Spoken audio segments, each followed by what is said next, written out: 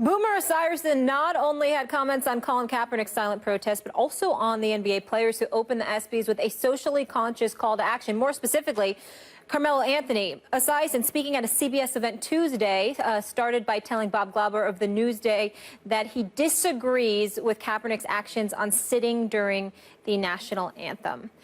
Quote, at the end of the day, if he wants to do it in a news conference, if he wants to do it and talk about it at the ESPYs and talk about it at an event he's having, more power to him. But if Carmelo Anthony walks on the court in a Knicks uniform and starts in with this, I think it's going to create a lot of problems. I don't think it's their right to do it on a court which a team pays them millions of dollars to perform a job. Stephen A., how should Melo feel about these suggestions? He should be disgusted with it, just the same way that I am, because once again, like we started off the show about Colin Kaepernick, as it pertained to Boomer Esiason's comments, the same holds true with his comments about Carmelo Anthony. So let me get this straight. Because you're making millions of dollars to play basketball, you can't peacefully protest. We're not talking about Carmelo Anthony walking out to the Garden and refusing to play basketball or interrupting the game or not giving the paying patrons what they came to see. We're talking about what if, hypothetically speaking, Carmelo Anthony decided to sit on the bench during the national anthem. Boomer Esiason is saying, excuse me, you'd cut him too? I just, listen, again, I want to emphasize, I don't know much about Boomer Esiason, but everything that I do know, I know he's smart as a whip. I know he knows his football. I know he's an incredible analyst on radio and television. Personally, I'm very fond of him and the work that he does in the community as well. He's to be commended. I'm only speaking specifically about these quotes. First about Kaepernick, now about Melo. He's got some damn nerves because essentially he's basically trying to sit there and say, oh, you can protest, but here's when you should do it, and here's how you should do it. Well, clearly he hasn't protested at any time in his life because that's the antithesis of what a protest is supposed to be about. We looked at the folks at the ESPYs, Melo, LeBron, CP, D-Wade. We applaud them. We definitely should applaud them for being conscientious observers, superstar athletes with wealth and fame who are willing to bring attention to the violence and the need to put it to an end to the best of our ability. We applaud them for that. But we have to also recognize that they said things that nobody could disagree with. But the second Colin Kaepernick does something that is disagreeable, you've got Boomer Esiason that wants him cut, doesn't want him having an NFL career, even though Boomer Esiason damn well knows that the NFL encourages you to stand, but doesn't enforce it, doesn't mandate it. He knows that the laws of our nation, based on our First Amendment rights in the Constitution, stipulate that Colin Kaepernick has that right. If you look at the history of the flag, of the national anthem, then you're going to think about black folks, okay, who were denied rights even at the time that the national anthem was constructed. And so when you look at it from that perspective, he's clearly coming from a different stratosphere. I can understand that. I can understand a level of ignorance to it.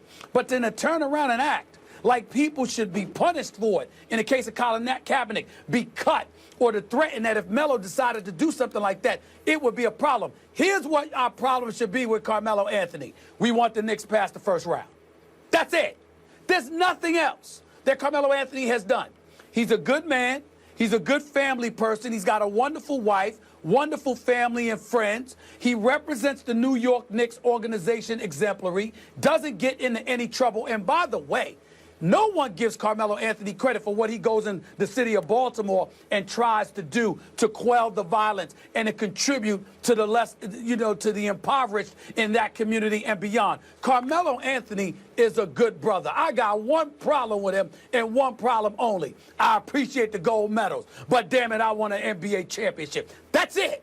There's nothing else wrong with Carmelo Anthony, even if he did elect to sit down. And I'm not saying he would do that, because knowing him, he probably wouldn't do it. But if he did do that and Boomer Esiason said something like that, like I said, I would be very depressed that I'm working for ESPN and he's working for CBS because we couldn't get together to debate this topic, because I would love to do it.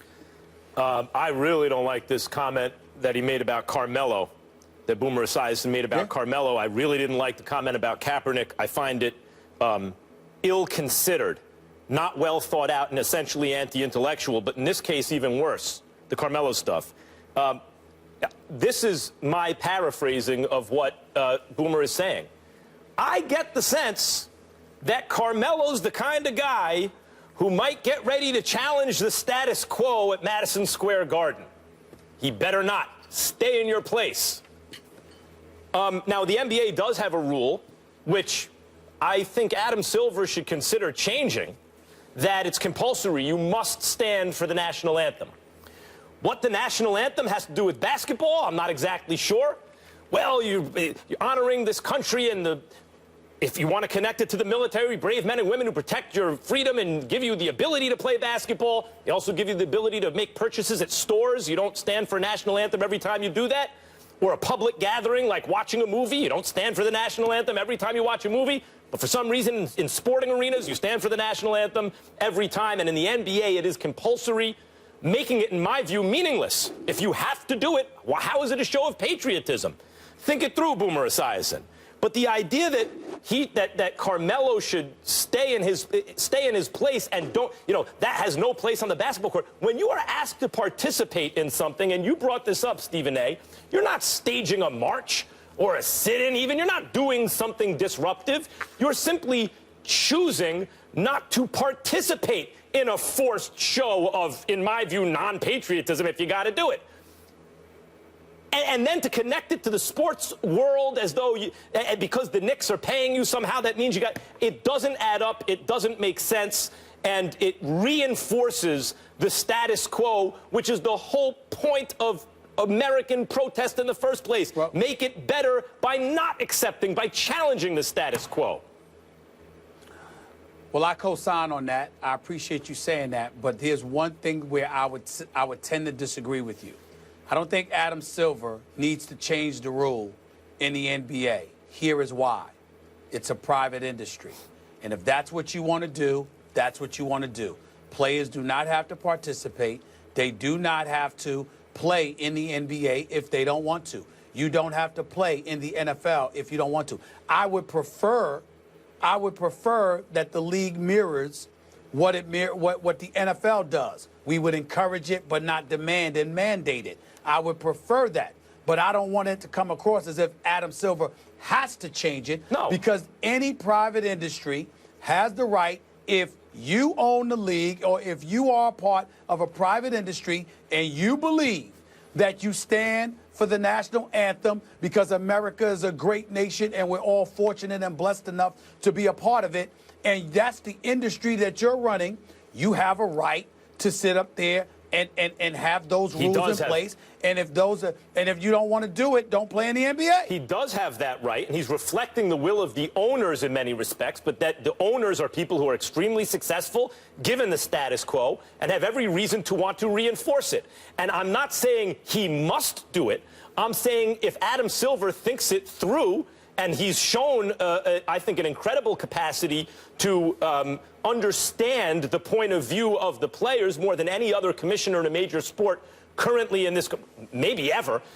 He would, by the way, even if you believe in it, as I've been trying to say, if you're forcing everyone to do it, it's a show of nothing. If it's not compulsory, it's a show of patriotism. So if you want to reinforce patriotism, you take away the draconian rule that you must stand for it. Okay, that has to be the last word there. When we come back, we're going to go to the association and discuss the NBA. Rookies probably won't be lining up to get Steph Curry's autograph this season. We'll explain that when First Take rolls on. Stay with us. You're watching First Take, presented by Bass Pro Shops.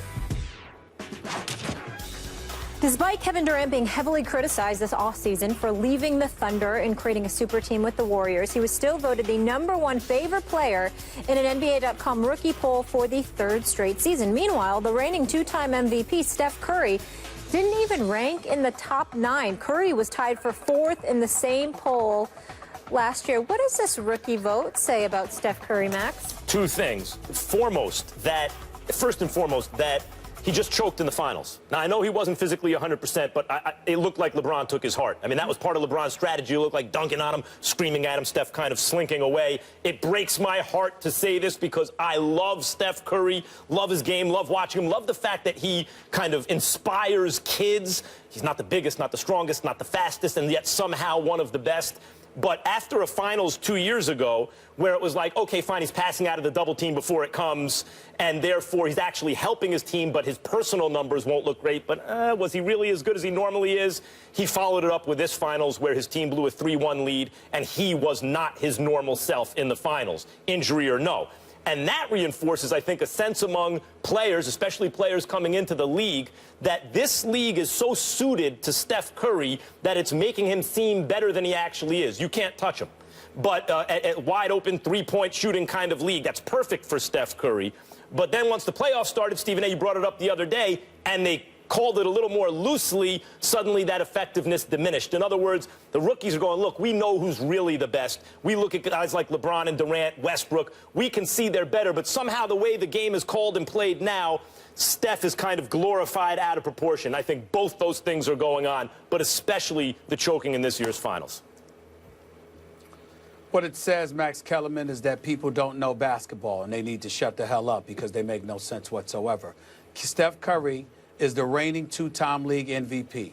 His numbers for the regular season was he averaged 30 on 50% shooting from the field and 45% shooting from the free throw line, from the three-point range, shooting 90% from the free throw line and averaging nearly 7 assists per game.